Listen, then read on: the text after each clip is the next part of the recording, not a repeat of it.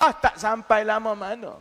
Dia tinggal parti lah, dia buat kacau dengan yang dekat bawah lah. Lepas tu dia bergaduh lah, dia bukan peduli yang kat bawah. Dia sikit-sikit, saya kenal presiden, saya kenal timbalan presiden, saya kenal naik presiden. Dia bukan peduli pun yang ranting kat bawah ni. Selepas 20 tahun saudara-saudari, saya kata kita kena lebihkan kepada pengalaman berorganisasi yang pandai jaga hati kawan-kawan dekat bawah. Sebab itu saya rasa kalau kita tampilkan yang semua ini, insya-Allah kita juga bukan saja boleh perkukuhkan organisasi kita, tapi organisasi itu boleh langkah dengan lebih dekat untuk memenangi hati rakyat. InsyaAllah dengan 4-5 bulan, kita masih lagi boleh pertahankan sebahagian besar daripada kerusi-kerusi parlimen, kerusi DUN, dan mungkin kita boleh tawan beberapa negeri yang baru. Baik. Sekarang 5.54, jam saya pun dah marah ni sebab dia kata bising sangat. Tinggal 5 minit lagi, pukul 6 kita kena berhenti. Sebab kalau tidak saya pengsan. Puasa ni tau. Saya nak jawab soalan-soalan khusus, soalan tentang yang Saifuddin timbulkan, soalan tentang Sapura, apa lagi soalan khusus? Sangat itu je lah kot. Soalan lumut. Jawab yang mudah sekali, lumut. Lumut ada 3 DUN, satu parlimen. Kan? Dulu dia jadi sampai langsung tak ada kursi itu kerana ada pertimbangan di peringkat pusat. Kerana Amanah nak juga satu kursi untuk ganti Titi Wangsa. Dan dia nak kursi yang baik lah. Maka kursi yang baik nak tak nak, dia tinggal lumut lah. Kerana lumut kita pernah menang sebelum itu kan. Tapi masa itu kita ada 4 parti. Sekarang kita ada 3 parti. Jadi sebenarnya keadaan di lumut boleh dirundingkan balik kerana setiap parti dalam Pakatan Harapan wajiblah ada sekurang-kurangnya satu kursi. Kursi mana, macam mana, kita akan rundingkan balik insya-Allah. Jadi, bawa berita, kirim salam kepada Laksmana Imran, jangan suruh dia pencen sangat, nak pencen boleh tapi jangan lebih-lebih pencen, kerana kita ada tugas yang besar untuk kita rampas balik lumut ataupun kursi-kursi yang akan diamanahkan kepada kita, kerana kita mencipta sejarah. Keadilanlah yang pertama kali menang di pengkalan tentera laut paling besar dekat Malaysia ni, yang orang kata tak boleh masuk. Mungkin perkara itu orang dah lupa dah, saya tak lupa. Sebab saya dengan Laksmana Imran macam orang gila bercakap di luar kamp, bercakap dengan tembok. Berapa kali kita orang berkempen bercakap dengan tembok sebab orang kamp tak keluar. Jadi kita jangan lupa sejarah dan juga kejayaan kita. Lumut itu kita mencipta sejarah, kita boleh cipta sejarah balik. Sudah tentu soal kursi semua itu kita akan rundingkan balik. Ya? Soal Sapura, yalah, dia secara undang-undang, saman itu saman civil, bukan saman jenayah. Jadi saman civil sepatutnya tidak ada kesan kepada kelayakan saya untuk bertanding. Jadi apa pun keputusan saman civil itu, dia sepatutnya tidak ada apa-apa halangan kepada saya. Cuma kalau kalah ke apa kena bayar 400,000, satu hal lah pula nak pergi cari 400,000 nak bayar dan sebagainya. Jadi saman civil sebenarnya hanyalah soal kewangan, dia bukan soal dan biasalah saya akan terus dapat saman dan saman dan saman. Itu dah asam garam. Malah sebab tu saya nak cakap awal-awal, saya nak minta maaf, saya tahu ada jemputan buka puasa, ada 2-3, saya memang kena balik sebab ada pegawai kanan besar yang sekarang ini saya dah kembali ke politik, dia kata ada skandal kewangan besar yang dia kena tunjukkan. Jadi saya kena balik, kita kena jumpa, kena tengok dokumen. InsyaAllah kita jumpa balik. Tapi kalau saya tak berani berdepan dengan saman, saya tak boleh buat kerja saya lah. Harapan daripada orang-orang ramai, kadang-kadang saya cakap baik bagi aku je lah jadi SPRM kan. Jadi sebab letih. Jadi saya sekarang memang selain daripada kena berkempen, selain daripada buat kerja saya, menguruskan syarikat, selain daripada jumpa kawan-kawan, saya juga kena layan permintaan daripada rakyat dekat luar, terutamanya pegawai-pegawai yang mempunyai maklumat yang ambil risiko besar mengenai diri mereka. Dia ambil risiko bila dia nak jumpa saya, nak tunjukkan kepada saya. Kalau saya tak jumpa dan saya kata aku takut kena saman, nanti yalah rakyat rasa. Jadi benda itu akan secara berterusan. Saman-saman lah. Saya dah turun naik mahkamah ni 11-12 tahun, saya rasa kalau saya ambil periksa exam jadi peguam, saya boleh cari makan dengan baik. Selagi Money tutup kedai. Kan? Sebab saya dah biasa sangat turun naik mahkamah ni insyaAllah. Soalan mengenai Izzah. Adakah Izzah rugi dia tidak bersama-sama dengan kita kan? Sebab itu pandangan saya kan, kecantikan keadilan sebagai sebuah parti kan, kita lahir sebagai aktivis. Kita menyertai politik sebagai aktivis dan bila dia aktivis ni, kita tahu bila dan ketika nak main peranan. Ada masa orang itu kena ke depan kerana dengan dia ke depan itu akan membantu perjuangan. Ada masa dia kena ke belakang kerana itu kehendak dan tuntutan perjuangan pada ketika itu. Dan sama juga seperti yang saya dan Izzah dah lalui, ada masa kami ke depan, ada masa kami ke belakang macam kain buruk. Ini masa yang kami osom, seorang daripada kami kena masuk bertanding untuk parti, seorang daripada kami kena duduk di luar untuk pastikan apapun keputusan parti pemilihan ini, ia tidak menjejaskan kempen Ayuh Malaysia. Kerana itu adalah platform untuk rakyat. Awesome lah. Awesome, cuma awesome itu berat kat saya lah sebab Izzah susah lah dia nak bertanding timbalan presiden. Takkan ayahnya presiden, dia timbalan presiden. Tak boleh lah. Jadi awesome itu memang berat dekat saya. Sebab itu keputusannya saya dengan rakan-rakan yang lain tumpu pemilihan parti buat masa sekarang. Tapi kita tak boleh nak tunggu habis pemilihan parti baru-baru nak kempen dekat luar. Kita kena gerakkan Ayuh Malaysia tu serta-merta. Sebab itu sekarang ini Akmal yang tak bertanding kali ini, Akmal, Izzah, Kahing, Cincong semua, dia tumpu untuk menyusun kempen Ayuh Malaysia di bawah supaya lepas raya ni cepat-cepat kita boleh turun dan kita boleh mula jalankan. Jadi kalau tanya saya rasa ia satu susunan yang baik. Dan kita patut berterima kasih kepada Izzah, dia sanggup jadi anggota biasa tapi buat kerja mengalahkan timbalan presiden. Orang macam ni yang kita nak. Kita tak nak orang separuh mati nak jadi timbalan presiden, dia buat kerja macam anggota biasa. Itu tak nak. Kan? Jadi Izzah dah ambil tanggungjawab itu dengan baik, kita kena sokong dia dan insyaAllah kita tengok kesan dia daripada sekarang. Dan soalan yang terakhir pasal Saifuddin. Saya sebenarnya tak nak panjangkan perkara ini. Sebab itu saya sebut, jangan mula serangan peribadi. Kerana kita ni parti keadilan. Dalam keadilan, dia bukan macam UMNO ataupun PAS yang pimpinan bercakap satu hala. Keadilan ni anggota akan tanya kita. Kalau saya telah diserang selama berminggu-minggu, berbulan-bulan, soal merajuk lah, soal ni lah dan sebagainya. Semalam saya pergi ke Pematang Pauh. Orang Pematang Pauh tanyalah, you ni merajuk sebab apa? You ni tak team player sebab apa? Jadi saya kena jawab, kan? Sudah tentu, dia bergantung pada jawapan masing-masing. Sebab itu bagi saya dia tak penting. Cuma memang betul, Saifuddin masa 2016, bila kita pujuk dia. Sebab masa itu, pilihan dia ialah untuk tinggalkan negara ini terus, pindah ke Indonesia untuk kerja di Indonesia. 2016. Jadi kami kawan-kawan semua kena pujuk dia supaya selain dia dapat jawatan politik, supaya dia ada tempat dalam politik itu berfungsi, dia juga kena fikir macam mana dia nak hidup lah. Kan?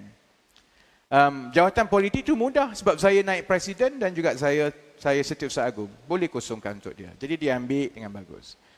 Kerja tu, saya ingat dia pun rapat dengan Guan Eng, dia juga rapat dengan apa nama ni, pimpinan DAP yang lain, saya pun rapat. Perbincangan itu dia jalankan. Cuma seperti biasa yang sahabat-sahabat semua tak tahu di bawah, kebanyakan pimpinan kita tak reti buat kertas kerja. Dia tak reti buat kenyataan media semua. Daripada dulu lagi, saya nak beritahu, awal-awal dulu, hatta kenyataan media Azmin Ali pun aku yang buat. Kenyataan media Zuraidah pun aku yang buat. Saya tiap-tiap hari kerja tulis 5-6 kenyataan media. Sebab dah jadi amalan pimpinan kita. Ni nak tulis kenyataan media pun payah. Jadi sebab itu, saya ni peranan dalam parti dulu, kalau pakcik, makcik, adik-adik, adik tak ingat lah, saudara-saudara ingat, dulu kan dekat bandar-bandar kecil, dia ada satu peranan, nama dia juru taib, tukang taib, ingat tak? Tukang taib ni dia buka meja, duduk kat luar restoran. So orang pergi dia bayar RM10, boleh tak tolong tulis surat untuk tulis surat kepada pejabat tanah. Itulah kerja saya, tukang taib parti. Jadi bila nak dirasmikan jawatan itu, kerana nak bawa, dia tak bolehlah sebut mulut, dia mesti ada satu kertas kerja yang nak dihantar. Yalah Saifuddin, terpulanglah kat dia. Tapi yalah, kertas kerja tu memang saya lah yang tulisnya. Sebab saudara-saudari pun tahu, memang saya tukang taib parti. Segala jenis kertas kerja dalam parti ni memang akulah yang buatnya daripada dulu. Kan? Jadi, sebab itu kita tak payah panjangkan. Saya jawab itu kerana ada orang daripada tim dia yang datang dan tanya terus. Kalau saya tak jawab, susah lah. Jadi saya jawablah dengan baik kan. Jadi sebaik-baiknya dalam sebulan yang terakhir sebelum pengundi ini, tumpu kepada 100% hala tuju parti. Anggota nak tahu, kalau kamu menang, apa yang kamu akan buat untuk memenangkan parti? Kalau kamu menang, apa kamu buat? Tak payah, kita jawab je lah. Dan kita kena terbuka hati setelah kita bentangkan semua ini kepada anggota parti. Keadilan parti paling cantik. Setiap seorang anggota, tidak kira kamu presiden, timbalan presiden, ketua cabang, ranting ke, kamu ada satu undi untuk memilih. Kita kena hormat pilihan yang telah dibuat oleh rakyat, oleh anggota-anggota, insya-Allah. Jadi saya akhiri sebab sekarang pun dah 6-5 minit. Saya pun memang dah nak kena gerak. Saya ucap terima kasih banyak-banyak sekali lagi pada semua yang hadir, yang kekal sampai ke petang. Kita ada misi yang sukar untuk seluruh Malaysia, apatah lagi untuk Perak. Sebab itu saya beritahu YB Kesavan, YB jangan pergi dekat dengan pemilihan pusat dan sebagainya. YB Kesavan dah buat keputusan awal lagi. Peranan dia sebagai seorang soldier yang patuh kepada parti, peranan dia sekarang ialah pertahankan Sungai Siput mati-matian. Tak timbul soal dia tak ada jawatan ke apa, itu tugas dia sekarang. Sudah tentu anggota parti tak lupa jasa kawan-kawan yang pandai ambil tempat untuk pertahan parti. Masa dia berundur, masa dia tumpu, dia tumpu. Kita ada tugas yang berat untuk kita berdepan dengan UMNO Barisan Nasional yang sedang bangkit. Kita juga berdepan dengan Perikatan Nasional yang mencuri undi kita. Kita kena pertahankan kedudukan kita sebagai parti alternatif kerajaan di negara ini. Jadi tak mudah. Lagi tak mudah di Perak dengan segala yang telah berlaku. Kita ada tanggungjawab untuk ubat luka yang pernah berlaku supaya paling kurang kita tingkatkan kerusi dalam pilihan raya umum akan datang, dan kita perlukan bersepadu daripada sekarang. Jadi saya doakan supaya saudara-saudari buat pilihan dengan betul. Kita akan hormat pilihan saudara-saudari sebaik-baiknya, dan ingat, jangan pilih watak-watak yang kita suka atau kita tak suka. Kita nak masuk perang saudara-saudari, pilih general, kita suka kat dia sebab dia senyum je, tapi dia tak reti akak senapang. Memanglah dia senyum, kau mampus lah. Masuk perang, dia bukan soal pilih siapa yang kita tak suka ke kita suka. Masuk perang, pilih general yang boleh tembak musuh sampai mati. Sebab dia tembak musuh, kita selamat. Pilih general yang tak reti, maka dia mati, kita dan mati. Jadi saya harap dengan ingatan itu, pilihlah saya yang pandai menembak. Kan? Pilih kawan-kawan yang pandai menembak ni. Kalau tak nak kena tembak lah. Kalau tak biasa kena tembak 4 kali, nak kena tembak 5 kali, itu ikut suka korang lah kan. Jadi saya ucapkan terima kasih banyak-banyak. InsyaAllah kita jumpa lagi. Saya secara rasmi telah kembali sebagai ahli politik dan pimpinan parti. Menang atau kalah, saya akan datang makan durian di Perak insyaAllah. Jadi terima kasih. Terima kasih. Selamat Hari Raya Aidilfitri. Tinggal seminggu je lagi. Wabillahi taufiq wal hidayah. Wassalamualaikum warahmatullahi wabarakatuh. Sese nandri manakam. Terima kasih. Assalamualaikum warahmatullahi wabarakatuh. Alhamdulillah, jangan kita secara teratur, kita yang atur cara. Saya menjemput saudara baik dalam dengan ramah naik ke pentas untuk menyampaikan bunga malar. Sementara itu saudara-saudari boleh berdiri ke hadapan. kita akan berkumpul di hadapan ini. Saudara Fizi semua akan turun, akan bergambar daripada stage. Jadi terus berada di bawah tapi berdiri mara ke hadapan.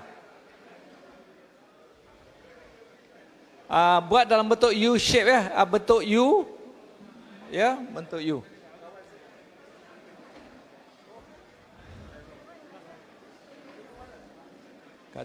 Kata dua orang. Okay.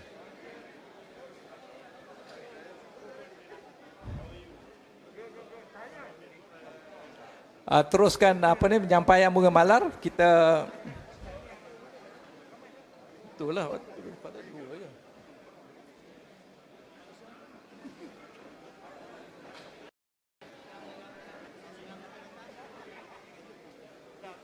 Okey, teruskan kita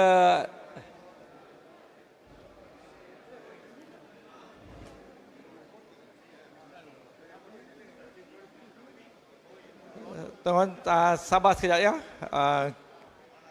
Teruskan.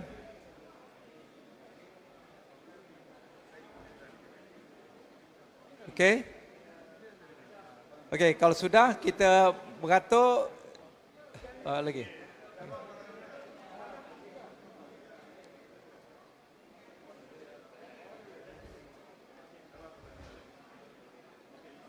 Okey, boleh yang atas pentas tolong pandang ke bawah. Kamera nak dari sini. Baik jatuh. Okey. Terima kasih saudara Jalam dan saudara Rama dan kawan-kawan yang lain. Ya. Jadi sila turun ke bawah lagi. 1, 2, 3. Alright, terima kasih. Jadi semua boleh turun daripada pentas. Apa dia? No, go down. The cameraman is from the stage. No, down there, yes, down there. Not only 3 times, more than 3. Okay. Turun. Yang belakang boleh ke hadapan.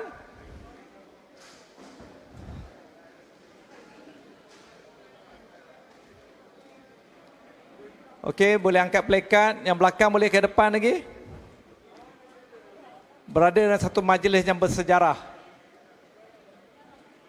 Okey. Secara formal dulu. Formal ya. Okey, Sandra. Okey, YB Sandra. Okey. Formal 1, 2, 3. Formal 1, 2, 3. Okey. Yakini. Ayo. Reformasi. Terima kasih banyak di atas kehadiran semua. Semoga sejarah yang tercipta dalam sejarah diri kita hari ini akan membawa kebaikan kepada rakyat dan negara kita yang kita cintai. Sekian, kita tangguh majlis kita dengan saya mengucapkan selamat menyambut Hari Raya Aidilfitri dalam masa 8 hari lagi dan terus beribadah puasa kita. Sekian, terima kasih. Assalamualaikum warahmatullahi wabarakatuh.